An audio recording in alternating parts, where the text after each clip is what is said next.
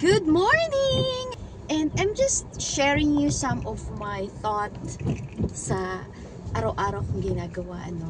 Congratulations nga pala sa may mga dumating na products. At I'm so happy for you guys na sa mga gustong mag-join ng webinar namin sa Worldwide Entrepreneurs. Alam ko, you don't understand me kasi iba na yung language of pattern ko sa mga sinasabi ko, sa mga conversation ko. Iba na yung sinasabi ko. Hindi na ako katulad dati na issue mo na yan is pinagdaanan ko din yan and nako, ay baka maging emotional din ako. I don't understand. Mahirap ang buhay sa Philippines, but we can change that perspective. The thing is, sa mga learn ko na lessons sa pinapakinggan ko mga motivators ko sa YouTube, si Mel Robbins, si Sir MJ, si Dan Luke, si Sir Robert Kiyosaki, doon ako nagfo-focus kasi the brain will trick you kapag hindi mo siya binigyan ng magandang program. Kaya yung result din ng iyong buhay this time is hindi maganda dahil ang pinapakinggan mo at dahil ang pinapanood mo is hindi yun para sa ikakaunlad mo.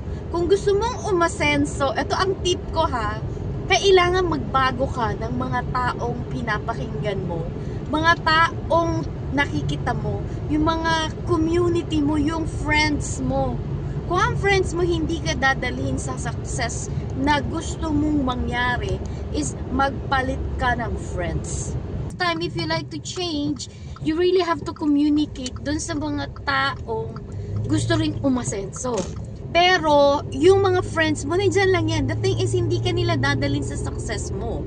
Kasi iba yung kanilang way of thinking. Hindi ito discrimination ha, na ididedma mo na yung mga friends. No, it's just that this time, if you really like to change your life, you have to go to people who likes to change their life.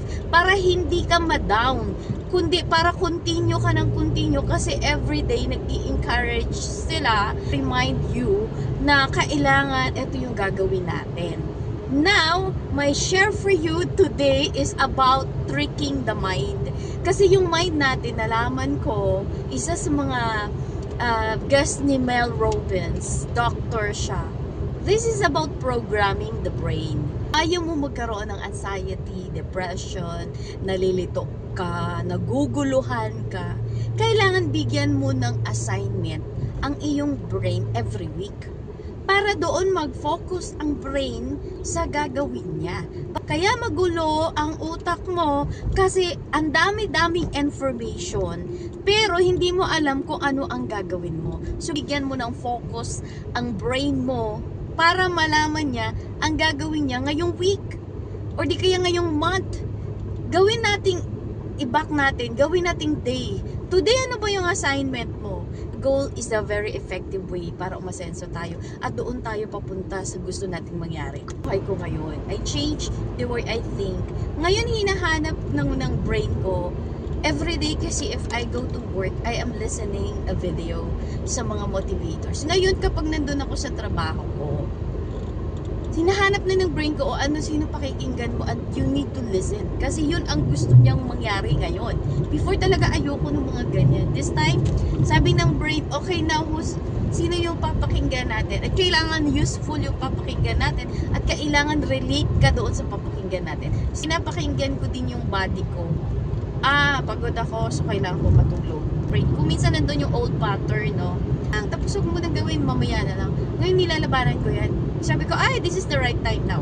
So for now, sa progress pa din ako. I'm still in my journey and everyday learning. Nakikinig ako. Estudyante ako everyday. And I'm so happy sa Team Aces, sa Worldwide Entrepreneurs na is sila, very active at dapat lang. Yun lang yung pinoprogram namin sa brain namin. So, I wish you guys luck at sana maging successful pa tayo. At congratulate yourself and let you enjoy the moment when you will become successful.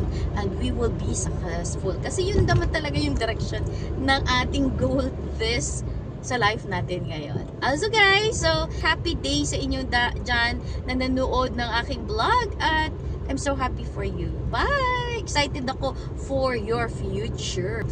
Join in sa webinar namin everyday. May webinar kami. Ano pa hinihintay mo? If you like to become successful, change the way you think. Bye! Bye!